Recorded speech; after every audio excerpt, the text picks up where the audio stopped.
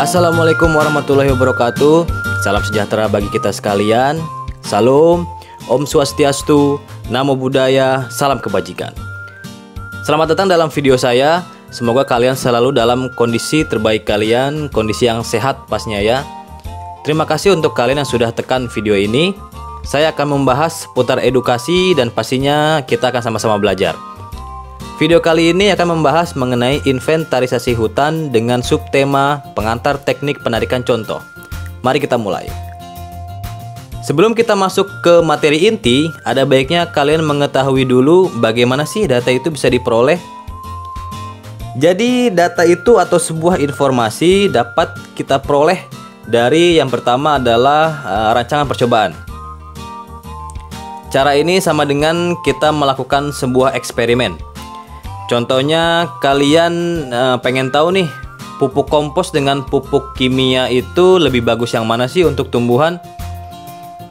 Jika kalian ingin tahu data tersebut, maka kalian harus melakukan percobaan atau sebuah eksperimen dengan tanaman yang sama, dengan umur yang sama, dengan media yang sama, tapi dengan pupuk yang berbeda. Kemudian hasil dari percobaan kalian akan menghasilkan sebuah data. Kemudian untuk memperoleh sebuah data selanjutnya, kalian bisa menggunakan cara survei. Contohnya, kalian ingin tahu informasi barang apa saja yang dijual di toko baru. Misalkan, kalian sebelumnya belum pernah pergi ke sana. Kalian harus pergi ke toko tersebut untuk menghasilkan sebuah data dengan cara survei. Seperti itu. Kemudian yang ketiga adalah sensus. Contoh dari pengambilan data secara sensus, misalkan kalian ingin tahu berapa sih rata-rata tinggi pohon dalam areal hutan Kota Kupang. Maka kalian harus melakukan observasi ke seluruh areal hutan Kota Kupang dan mengukur tinggi semua pohon yang ada. Kemudian yang terakhir yaitu dengan cara sampling atau penarikan contoh. Misalnya di kasus yang sama, kalian ingin tahu rata-rata tinggi pohon dalam areal hutan Kota Kupang.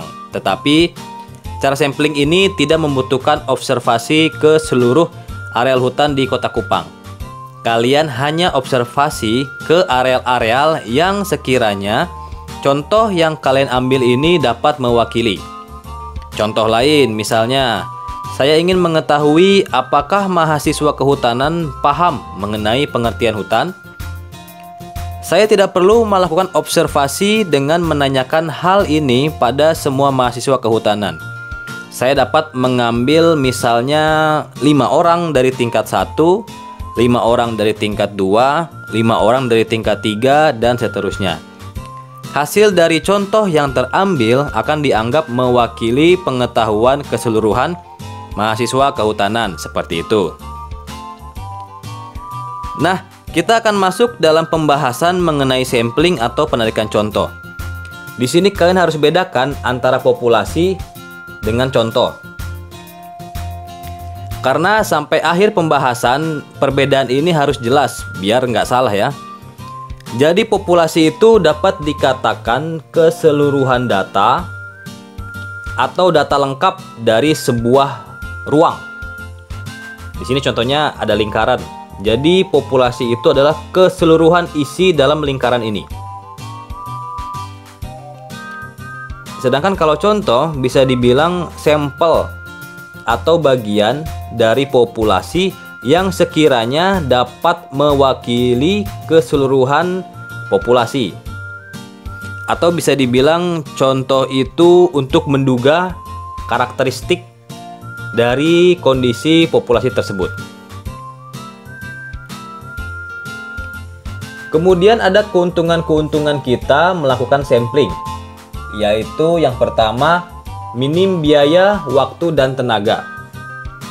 Ini sudah pasti ya, seperti contoh yang saya bilang awal tadi, cara sampling atau penarikan contoh dapat menduga suatu data populasi dengan meminimalisir pengeluaran kita. Gitu.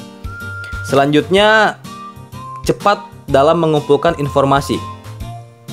Jadi ketika kita dapat meminimalisir pengeluaran kita untuk memperoleh suatu data, pastinya data tersebut akan semakin cepat kita dapatkan. Seperti kelebihan yang awal tadi, minim biaya, waktu, dan tenaga. Jadi semakin cepat informasi itu kita dapatkan.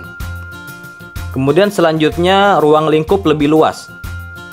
Contohnya perbandingan antara sensus dan sampling gitu ya. Kita diminta untuk menghitung rata-rata volume pohon di areal hutan sebuah kabupaten misalnya. Karena sensus itu cenderung membutuhkan waktu yang lama, ketika dalam jangka waktu yang sama, mungkin cara sensus hanya mengumpulkan data dari satu desa. Sedangkan cara sampling memungkinkan cakupan data yang lebih luas. Misalnya cara ini dengan waktu yang sama dapat mengumpulkan data dari satu kecamatan cakupannya.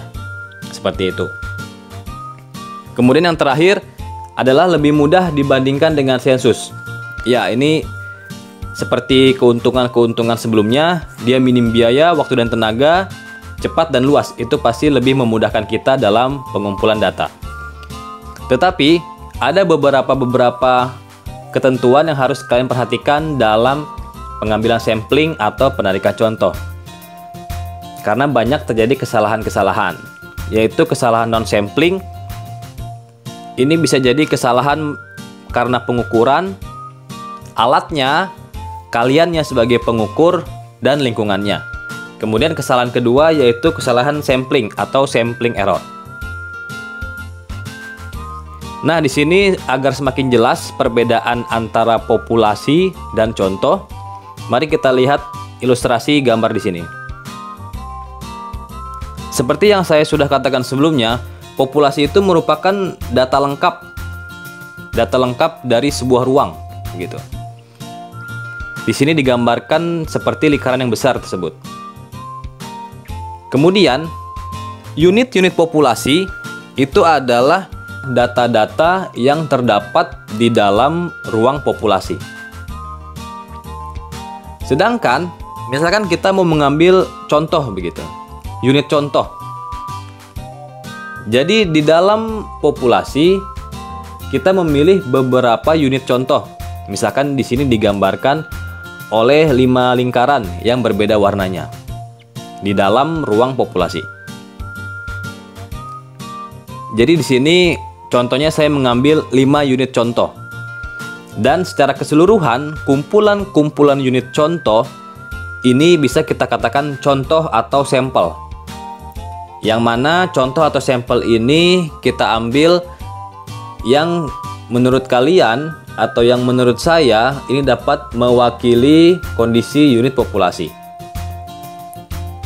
Sebenarnya unit contoh juga karena termasuk di dalam ruang populasi, jadi unit contoh juga bisa termasuk ke dalam unit populasi. Kemudian dalam sampling atau penarikan contoh kita mengenal intensitas sampling atau proporsi ukuran contoh terhadap suatu populasi. Jadi kita mau mengambil sampel berapa persen dari populasi. Ini dirumuskan dengan N kecil dibagi N besar dikali 100%. N kecil itu banyaknya unit contoh yang diambil dari populasi, N besar itu banyaknya unit contoh dalam populasi. Jadi kita akan mengambil berapa persen dari populasi yang sekiranya data yang dihasilkan dapat mewakili kondisi populasi. Selanjutnya ada rumus-rumus dasar sampling. Dari karakteristik peubah yang diukur, ukuran populasi, ukuran contoh, rata-rata populasi, rata-rata contoh, ragam populasi, ragam contoh, simpangan baku populasi, simpangan baku contoh, dan seterusnya. Jadi nanti kita akan coba menggunakan rumus-rumus ini dengan latihan soal. Kemudian sampling dalam inventarisasi hutan itu seperti apa? Kita tadi di awal sudah belajar mengenai pengantar teknik penarikan contoh. Kita kaitkan dengan bidang kehutanan. Yang contohnya di sini mengenai inventarisasi hutan. Nah, ini contohnya ketika kalian melakukan sampling atau penarikan contoh dalam inventarisasi hutan. Jadi, populasi yang digambarkan itu merupakan kawasan hutan yang berisi banyaknya unit populasi. Kemudian unit populasi itu bisa digambarkan plot dalam populasi. Kemudian unit contoh itu bisa digambarkan dengan plot yang terpilih dalam populasi. Kemudian yang terakhir, contoh atau sampel adalah kumpulan plot, kumpulan unit contoh yang terdapat dalam populasi. Jadi misalkan saya akan menduga berapa sih rata-rata volume pohon di areal hutan A misalkan.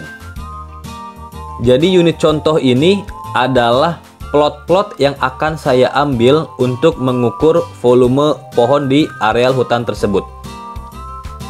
Ketika saya mengambil 5 unit contoh ini, berarti saya sudah memperhitungkan bahwa sampel yang saya ambil itu dapat mewakili kondisi areal hutan tersebut. Seperti itu. Kemudian ada pendugaan parameter. Di sini ada pendugaan parameter titik dan pendugaan parameter selang. Pendugaan parameter titik contohnya berapa sih tinggi pohon tersebut? Kemudian kalian menjawab, tinggi pohon tersebut 25 meter. Jadi hanya ada satu nilai di situ. Bedanya dengan pendugaan parameter selang, ketika saya tanya lagi berapa sih tinggi pohon tersebut? Kalian menjawab, tinggi pohon tersebut antara 20 sampai 30 meter. Jadi dalam pendugaan parameter selang biasanya ada rentang. Jadi karena pendugaan selang itu ada rentangnya, jadi ada beberapa kriteria untuk kita menduga berapa sih nilai yang sebenarnya. Di sini ada beberapa kriteria. Yang pertama, jika ragam populasi diketahui. Rumusnya adalah X bar atau rata-rata contoh kurang lebih Z alfa per 2. Alfa di sini adalah taraf yang bisa kita terima. Biasanya dalam perhitungan disebutkan selang kepercayaan 95%. Artinya, taraf yang bisa kita terima yaitu 95% dengan kesalahan 5%. Seperti itu. Kemudian, alfa di rumus tersebut yang kita masukkan adalah kesalahan yang dapat kita terima, yaitu 5%. 5% berarti 0,05. Jadi Z alfa per 2 adalah Z 0,05 dibagi dengan 2 atau Z 0,025. Nilainya dapat dari mana? Kalian cek di tabel distribusi Z. Kemudian setelah mendapatkan nilainya, dikalikan simpangan baku populasi, kemudian dibagi akar N atau banyaknya unit contoh. Kemudian kasus kedua, jika ragam populasi tidak diketahui. Di sini ketika unit contoh lebih besar daripada 30, rumusnya hampir sama dengan yang sebelumnya. Hanya saja karena ragam populasinya tidak diketahui, maka rumusnya menjadi X bar atau rata-rata unit contoh kurang lebih plus minus Z alfa per 2 dikali dengan simpangan baku contoh dibagi dengan akar N atau banyaknya unit contoh. Nah, kemudian jika banyaknya unit contoh kurang dari 30, maka rumusnya X bar atau rata-rata contoh plus minus T alfa per 2 N min 1. Alfa per 2 nya sama, yaitu kesalahan yang dapat kalian terima. Misalkan dengan selang kepercayaan 95%, maka alfanya adalah kesalahan yang dapat kalian terima, yaitu 5% atau 0,05. N-1 ini adalah derajat bebas. Jadi misalkan alfa per 2 tadi 0,025 dengan selang kepercayaan 95%. Misalkan unit contohnya ada 15, berarti T 0,025 dengan derajat bebas 15 dikurang 1, yaitu 14. Nanti angkanya silahkan kalian cek di sebaran tabel T. Kemudian dikali dengan simpangan baku contoh dibagi dengan akar N atau banyaknya unit contoh.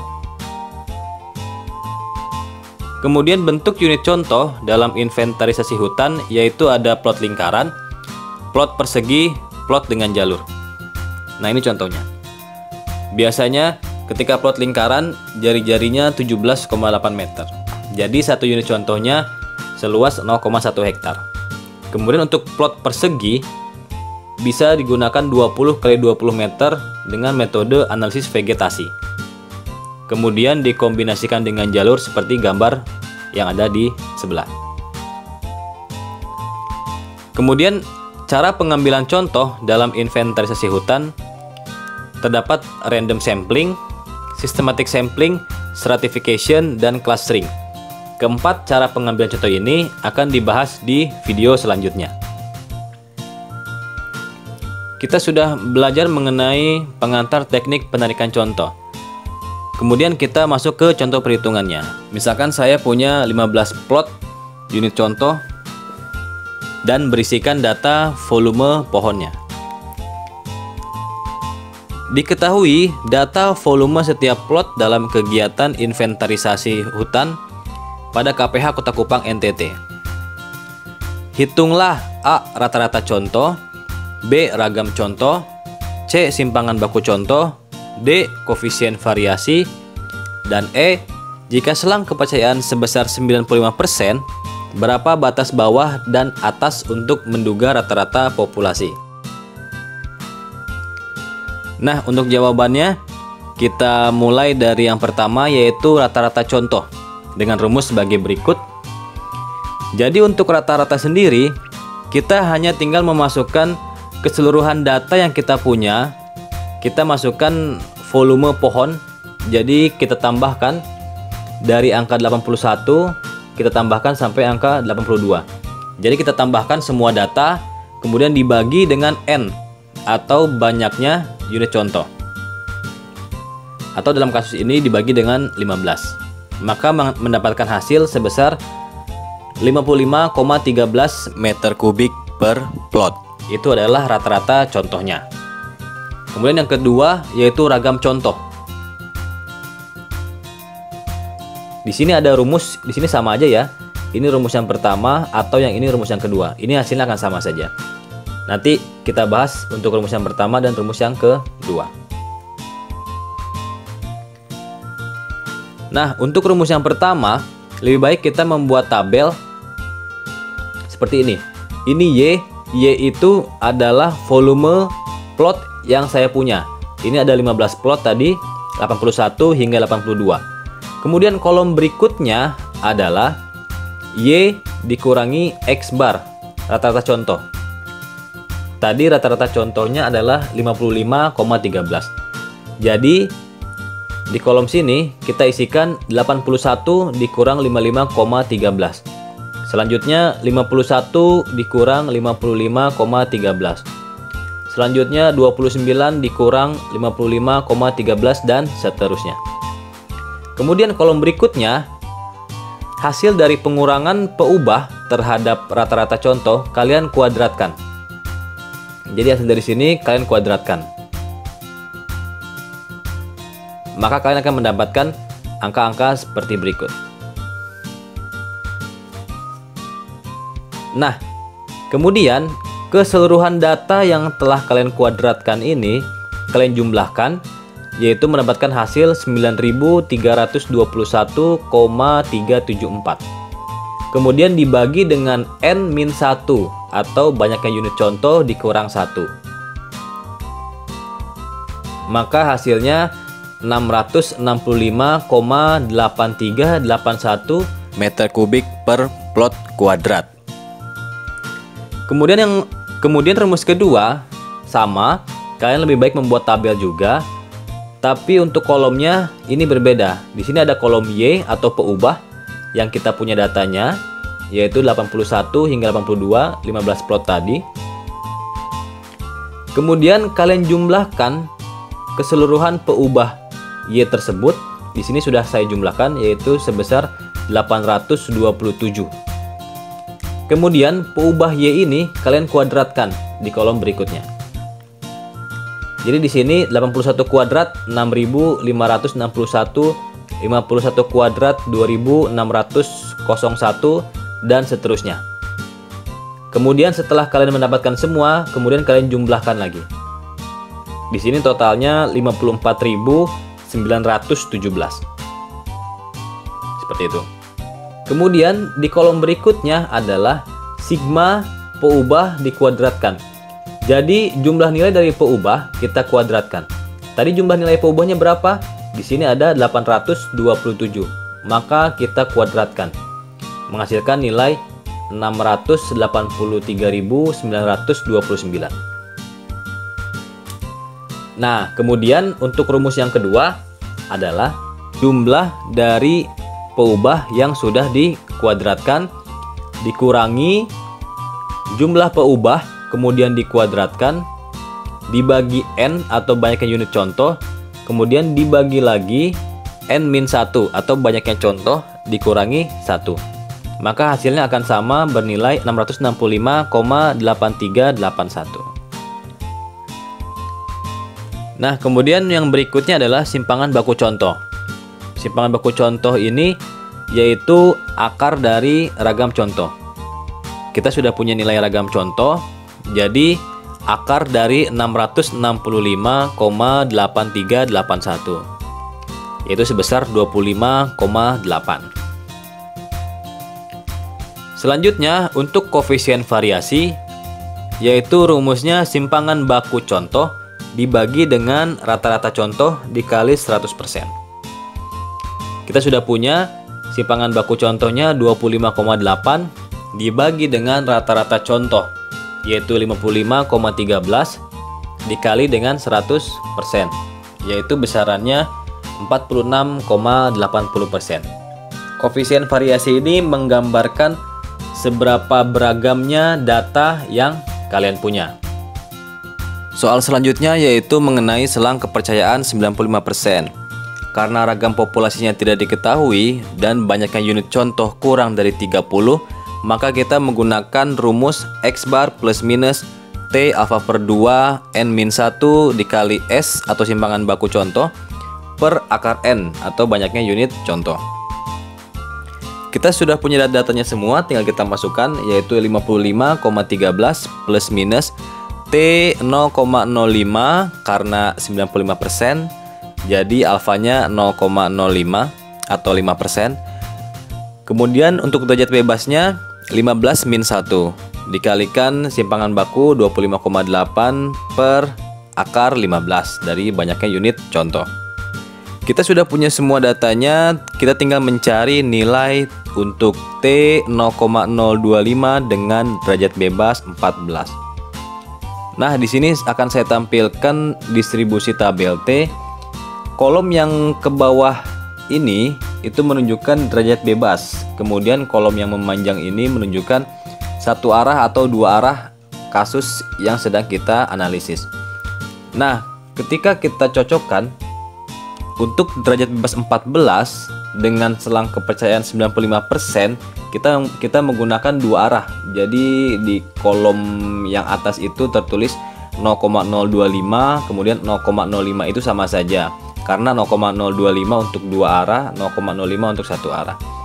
Dan setelah dicocokkan itu mendapatkan nilai 2,14479 atau 2,145.